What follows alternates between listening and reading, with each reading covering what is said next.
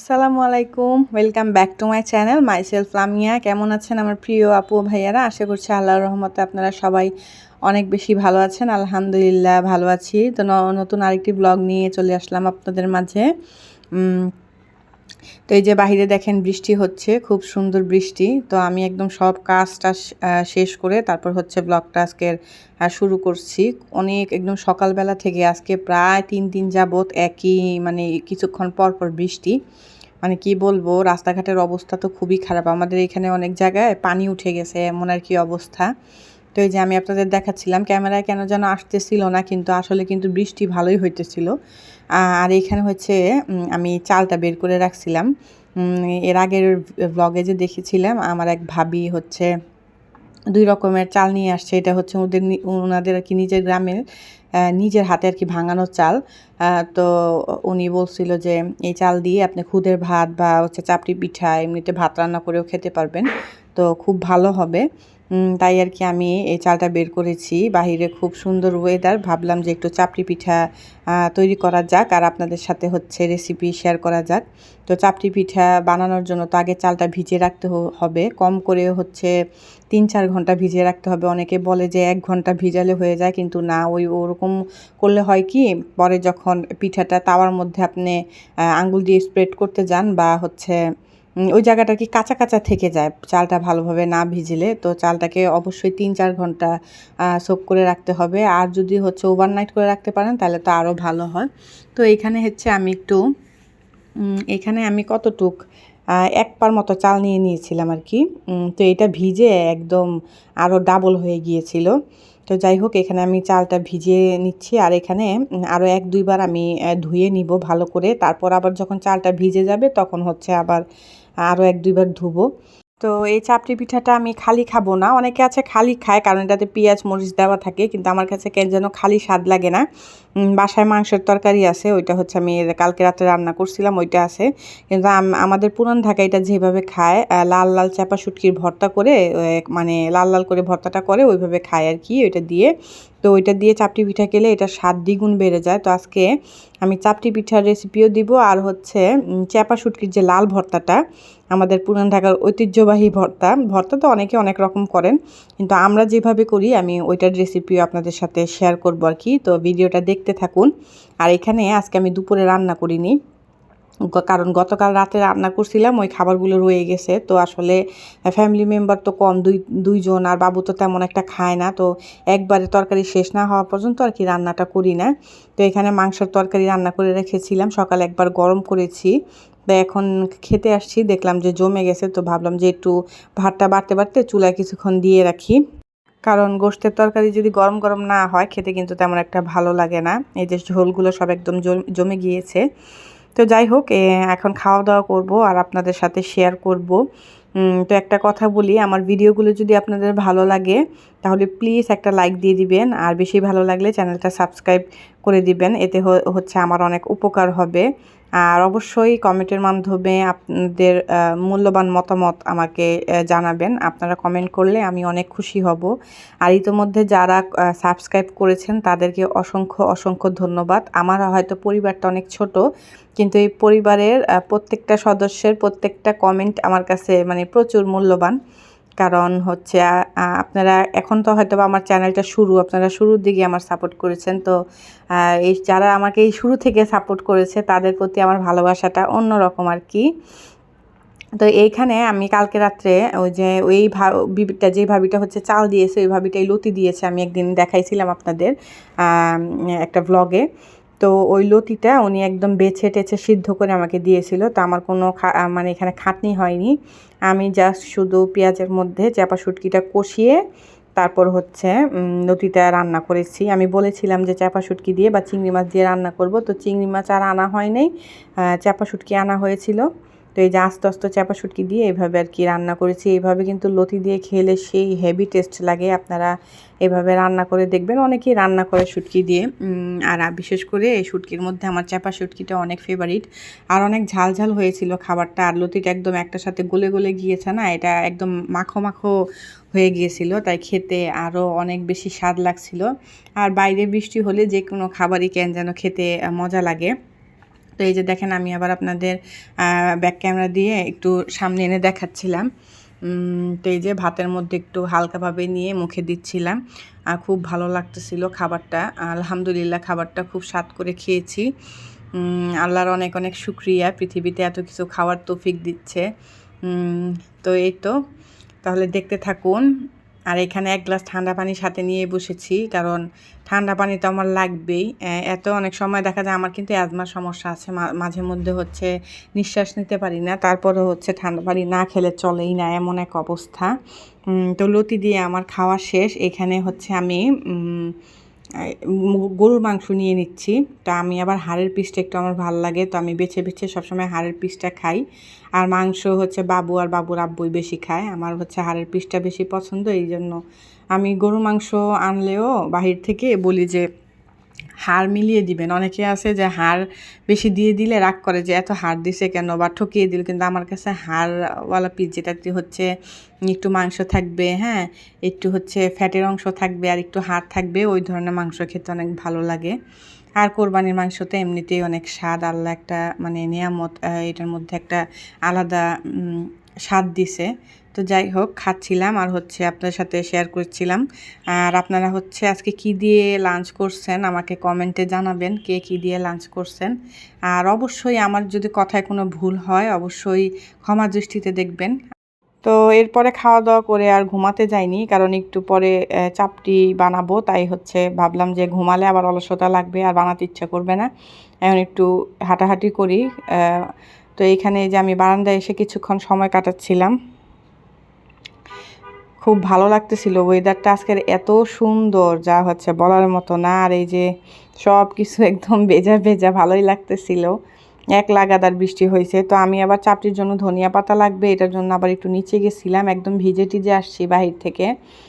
মানে ছাতা নিয়ে গেছি, কিন্তু হচ্ছে আমার জুতা পা একদম সব কিছু মানে ভিজে গেছে।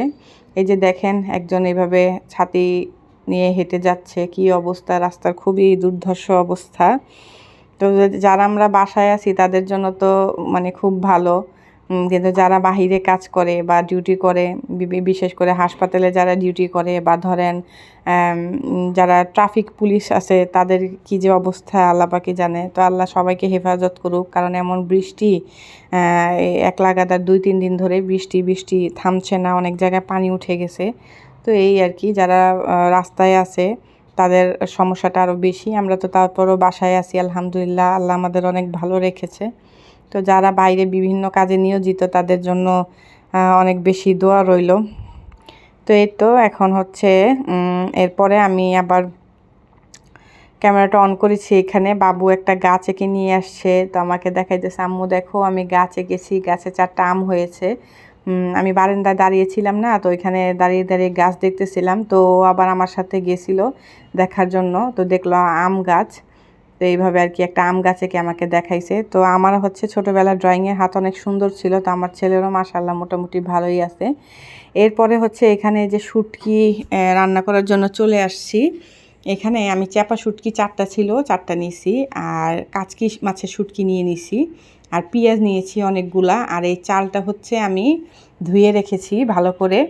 এখন এই চ্যাপা শুটকির সাথে আমি 4-5টা শুকনো মরিচ আর হচ্ছে অনেকগুলো রসুনও সাথে নিয়ে নিয়েছি, আর পেঁয়াজ দিব কয়েকটা, কারণ কিছু পেঁয়াজ এটার সাথে ব্লেন্ড করে দিব, আবার কিছু হচ্ছে তেলে ভেজে তারপরে দিব। তো এই যে ব্লেন্ডারের মধ্যে আমি সব একে একে করে দিয়ে নিচ্ছি।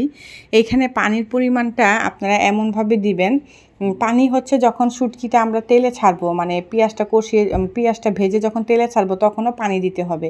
তো এখানে যদি পানি বেশিও পড়ে যায় কোনো ভয়ের কিছু না। তো এমন পরিমাণে পানি দিবেন যাতে সুন্দরভাবে সব এগুলো ব্লেন্ড হয়ে যায়। আমার ব্লেন্ডারে পানিটা একটু বেশি দিতে হয়, কারণ আমার ব্লেন্ডারটা অনেক পুরনো, যার কারণে সহজে মানে সব কিছু ব্লেন্ড হয় না, তাই আমি একটু পানি দিয়ে দিয়ে সব ব্লেন্ড করি। তো এই যে এইখানে দেখেন আমি একটু পানি দিয়ে নিলাম। আর ঝালের পরিমাণ আপনারা বুঝে দিবেন, কারণ এক একজন এক এক রকম ঝাল খান। তো আমার এই মরিচগুলো বেশি একটা ঝাল ছিল না, আমি এখানে ভালোই 4-5টা মরিচ দিয়েছিলাম, তো অত একটা ঝাল ছিল না। অনেক সময় দেখা যায় কি শুকনো মরিচ 2টা দিলে অনেক বেশি ঝাল হয়ে যায়। তো এই যে দেখেন এখানে আমার ব্লেন্ড করা হয়ে গিয়েছে। এখন এই পর্যায়ে আমি 1 চা চামচ লবণ দিয়ে দিব। এই যে তো এটার লিকুইডটা কিছুটা এই যে এরকম হবে, অত বেশি একটা ব্লেন্ডও করব না, আবার একটু দানা দানা থাকবে, কারণ শুটকিটা দানা দানা থাকলে ভর্তা যখন আপনি এটা কষাবেন, যখন ভাত দিয়ে বা যে কোনো কিছু দিয়ে খাবেন, তখন এটা একটু মুখে পড়লে না, তাতে নিচে পড়লে তখন মানে খেতে আরও ভালো লাগে শুটকির ঘ্রাণটা, যারা আর কি শুটকি পছন্দ করেন। তো এই যে এইভাবে করে ব্লেন্ড করে এখন আমি এই কড়াইয়ের মধ্যে পেঁয়াজটা ভেজে নিব। কিছু পেঁয়াজ আমি শুটকির সাথে দিয়েছিলাম, আর এখন কিছু পেঁয়াজ হচ্ছে তেলে ভেজে নিব। তো শুটকি সবসময় চেষ্টা করবেন এরকম দস্তার কড়াইয়ের মধ্যে হচ্ছে ভাজার, কারণ এই দস্তার কড়াইয়ের মধ্যে কেন যেন শুটকিটা একটু বেশি মজা হয়। আর এমনিতে ননস্টিক প্যানে আমার কাছে এটা মনে হয় যে, আমার এটা ব্যক্তিগত অভিজ্ঞতা আর কি, পার্সোনাল অভিজ্ঞতা, যে দস্তার কড়াইয়ের মধ্যে ভর্তা টর্তা আর কি মজা হয় বেশি। তো যাই হোক, এখানে আমি তেলের মধ্যে পেঁয়াজ দিয়ে দিলাম, বেশি করে পেঁয়াজটা দিবেন। আর এই যে খুন্তিটা না আমার নষ্ট হয়ে গিয়েছে, তো মাছ টাছ ভাজার ক্ষেত্রে এটা আর ব্যবহার করি না। আমি হচ্ছে এইভাবে যে তরকারি টাইপের জিনিসে আমি এখন এটা ব্যবহার করি, কারণ জিনিসটা তো আর কি সামনে দিয়ে নষ্ট হয়েছে, পুরোপুরি নষ্ট হয়নি, ফেলে দিতেও মায়া লাগে। আমরা তো গৃহিণী, সংসারে যে কোনো জিনিস ফেলতেই আমাদের কষ্ট হয়। তো এই যে এখানে আবার আম্মু এসে একটু হাতের ছোঁয়া দিচ্ছে, মায়ের হাতের ছোঁয়া পেলে তো যে কোনো খাবার আরও বেশি মজা হয়ে যায়। তো এখানে যে পেঁয়াজটা যখন বাদামি রঙের হয়ে যাবে, আপনারা চাইলে আরেকটু ভাজতে পারেন। তো আমি হালকা যখন একটু কালার আসছে পেঁয়াজে, তখনই এই যে বাটা শুটকিটা এটার মধ্যে দিয়ে দিয়েছি। তারপরে যে ব্লেন্ডারটা ধুয়ে আবার একটু এটার মধ্যে দিয়ে দিচ্ছি পানি। এরপরে এটাকে একদম অনবরত চুলার আঁচ নর্মাল রেখে এটাকে অনবরত হচ্ছে নাড়তে হবে কিছুক্ষণ পর পর, কারণ এটা লেগে যাওয়ার সম্ভাবনা বেশি থাকে। তো এই যে যখন এরকম লাল লাল হয়ে আসবে আর একদম তেল উঠে আসবে, তখন বুঝতে হবে যে শুটকিটা হয়ে গিয়েছে। এই শুটকিটার স্বাদ কিন্তু অনেক মজা, পুরান ঢাকার যারা আছেন তারা তো জানেনই, এইভাবে করে ভর্তা বানিয়ে দেখবেন, আলহামদুলিল্লাহ খেতে অনেক মজা হয়। আর রসুন বেশি করে দিবেন, রসুন যত দিবেন শুটকিতে, শুটকির টেস্ট তত ভালো হবে। তো এইখানে যে আমি চালটা ব্লেন্ড করে নিছি, তো আমার ভর্তা রান্না শেষ। এখন আমার চাপটিটা ভেজে নিলে খাওয়া দাওয়া শুরু করব। তো সন্ধ্যা হয়ে আসছে, মাগরিবের আজান দিবে। তো আমি পেঁয়াজ, কাঁচামরিচ, ধনিয়া পাতা সব কেটে তারপর হচ্ছে রেখে যাব, মাগরিবের আজান শেষ হলে তারপর হচ্ছে সব মিক্স করে ভাজা শুরু করব, নামাজটা একবারে পড়েই তারপর হচ্ছে আর কি ভাজবো। তো এই যে এই জন্য সব কিছু আমি কেটে রেখে গেলাম, ধনিয়া পাতা, কাঁচামরিচ, পেঁয়াজ, আর এই যে ব্লেন্ড করেছি। আর এটা আমি কিভাবে আপনাদের বুঝাবো, এটা না হবে বেশি পাতলা, না হবে বেশি ঘন আর কি, মিডিয়াম টেক্সচারের হবে। তো এখন হচ্ছে আজান দিবে, 10 মিনিট আছে আর আজানের। তো তারপরে হচ্ছে আমি আবার আপনাদের সাথে শেয়ার করব। তো আবার চলে আসছি নামাজ পড়ে, এখানে হচ্ছে যে আম্মু দেখতেছি যে অলরেডি মাখিয়ে ফেলছে। আপনারা এটার সাথে একটু লবণ, একটু অল্প পরিমাণ হলুদ, আর হচ্ছে একটু গুঁড়া মরিচ অ্যাড করে নেবেন। একটু হলুদ হলে না চাপড়িটা খেতে আরও বেশি মজা, দেখতে সুন্দর হলে বলে না যে কোনো জিনিস খেতেও মজা হয়, এরকম আর কি, দেখতে একটু সুন্দর হয়, হলুদ হয়। তো আম্মু আবার আরেকটু পানি অ্যাড করে নিচ্ছে, মানে এমনভাবে মানে এটা গোলাতে হবে যাতে তাওয়াতে দিলে এটা সুন্দরভাবে স্প্রেড হয়ে যায়, না বেশি মোটা করা যাবে না বেশি পাতলা করা যাবে, এই যে এরকম হবে আর কি। তো তাওয়াটা হচ্ছে ভালো করে গরম করে নিচ্ছে আম্মু, আর সুন্দর করে মুছে টুছে নিলাম। আপনারা চাইলে এটার মধ্যে একটু তেল দিয়ে নিতে পারেন, কিন্তু প্রথম অবস্থায় আমি তেল দিব না। তো আমি ক্যামেরাটা অফ করা অবস্থায় একটু অফ করে আমি একটু একটা কাজে গেছিলাম, আম্মু একটা চাপটি ভেজে ফেলেছে। তো আম্মুকে আবার বললাম যে আরেকটা হচ্ছে ভাজো আমার সামনে। এখানে এই যে দেখেন, এভাবে হাতে একটু পানি নিয়ে চাপটিটা এইভাবে দিয়ে ছড়িয়ে দিতে হবে। এটাকে চেষ্টা করতে হবে যত পাতলা করা যায়, বেশি মোটা থাকলে কিন্তু কাঁচা কাঁচা লাগবে, খেতে ভালো লাগবে না। তো এই যে আম্মু হাতে হালকা একটু পানি নিয়ে চাপটিটাকে এভাবে ছড়িয়ে তারপর ঢাকনা দিয়ে ঢেকে রাখবে 1 মিনিটের মতো। এরপরে ঢাকনা উঠিয়ে সরিষার তেল একটু সাইডে 1 চামচ দিয়ে তারপর এটাকে একদম হালকা আঁচে একদম অনেকক্ষণ লাল করে নিতে হবে। তারপরে হচ্ছে খুন্তির সাহায্যে উঠাতে হবে। এই যে দেখেন, একটা কিন্তু ভাজা হয়ে গিয়েছে আর অনেক ক্রিস্পি হয়েছে, ব্যাক সাইডটা দেখলে বুঝতে পারবেন এটার। তো তাওয়ায় দেওয়ার পর কিছুক্ষণ অপেক্ষা করার পরে এখন হচ্ছে যে একটা চাপটি আমি আপনাদেরকে উঠিয়ে দেখাবো। যেহেতু সাইডে একটু তেল দিয়েছিলাম তাই উঠাতে বেশি একটা হ্যাজেল হচ্ছে না, হালকা একটু খুন্তি দিয়ে হচ্ছে খোঁচা দিলে এটা উঠে যাচ্ছে। প্রথমে মাঝখানে ইটা দিবেন না, সাইড সাইড থেকে আগে উঠানোর চেষ্টা করবেন, দেখবেন সাইডটা ছুটে গেলে আস্তে করে এটা উঠে আসবে। চাপটি পিঠা তো আসলে অনেকেই পারে, যেহেতু আমি বানাচ্ছি তাই আপনাদের সাথে একটু শেয়ার করছি আর কি। তো এই তো সবগুলো বানানো শেষ, তো গরম গরমে যে সবাই খাচ্ছে আর আমি এখানে নিয়ে বসছি। আমি আবার একটু মাংসের তরকারি দিয়ে আর কি খাবো। শুটকি ভর্তাই এনাফ এটার সাথে, কিন্তু আমার যেহেতু বাসায় ছিল তো আমি আবার একটু মাংসের তরকারির সাথে নিয়ে নিছি। আর নিচে গেছিলাম যখন ধনিয়া পাতা আনতে, তখন হচ্ছে এই মোজোটা নিয়ে আসছি, কারণ এই ধরনের খাবারের সাথে আবার একটু মোজো না হলে কি হয় বলেন। তো যাই হোক, যতই বলি কোল্ড ড্রিঙ্কস খাবো না, ততই কেন যেন খাওয়া বেশি হয়, এটার জন্য ওজনও কমাতে পারছি না। তো যাই হোক, একটুখানি আমি নিয়ে বাকিগুলো আবার ওদেরকে দিয়ে দিছি, বলছে তোমরা ঢেলে খাও। তো এই যে দেখেন কত পাতলা আর ক্রিস্পি হয়েছে, আপনারা দেখেই বুঝতে পারতেছেন। তো এখন এই যে আমি আবার আপনাদের সামনে একটু খেয়ে দেখাচ্ছি। আলহামদুলিল্লাহ, খাবারটা অনেক অনেক মজা হয়েছিল। যেহেতু পরে ভয়েস ওভার দিচ্ছি তাই বলতে পারছি। আর শুটকি ভর্তার কথা কি বলবো, এটা এতটাই ইয়াম্মি, বিশেষ করে যারা শুটকি লাভার, যারা শুটকি খান না তাদের পছন্দ হবে না, কিন্তু যারা শুটকি লাভার তাদের জন্য এটা মানে কি বলবো, বেস্ট একটা রেসিপি। আপনারা এটা বাসায় এভাবে ট্রাই করে দেখবেন, আমি আশা করি আপনারা নিরাশ হবেন না। তো আলহামদুলিল্লাহ, খাবারটা খেতে অনেক মজা হয়েছে। আপনারা এভাবে বাসায় বানাবেন আর হচ্ছে আমাকে কমেন্ট করে জানাবেন। আর এই চাপটি পিঠার সাথে আমার অনেক ইমোশন জড়িয়ে আছে, কারণ পুরান ঢাকায় হচ্ছে আমার বেড়ে ওঠা, ওইটাই আমার জন্মস্থান। আমার দাদার বাড়ি বলেন, নানার বাড়ি বলেন। তো এই চাপটি পিঠা মা খালাদের হাতে অনেক খেয়েছি। এমনও হয়েছে যে মামার বাসায় বেড়াতে গেছি, মামি বানিয়ে খাওয়াচ্ছে, খালার বাসায় বেড়াতে গেছি, খালা বানিয়ে খাওয়াচ্ছে, মানে এমন অবস্থা। তো এখন যখন বাসায় বানিয়ে খাই, অনেক কিছু স্মৃতি আর কি মনে পড়ে যায়। তো যাই হোক, তো এই তো আজকের টুকটাক এই ব্লগ ছিল। ব্লগটা এমনিতে অনেক বড় হয়ে গিয়েছে, তাই আর কি আমি আর অন্য কিছু অ্যাড করলাম না এটার মধ্যে আজকের ব্লগে। তো একটু আবার কোকের মধ্যে একটু চুমুক দিয়ে নিলাম। তো আলহামদুলিল্লাহ, সব কিছু মিলিয়ে খাবারটা অনেক অনেক মজা হয়েছিল। তো এই ছিল আজকের ভিডিওটি ভালো লাগলে একটি লাইক দিয়ে দিবেন, আর বেশি ভালো লাগলে আমার চ্যানেলটা সাবস্ক্রাইব করে পাশে থাকবেন। তো আরেকবার এই কথাটা বললাম আর কি।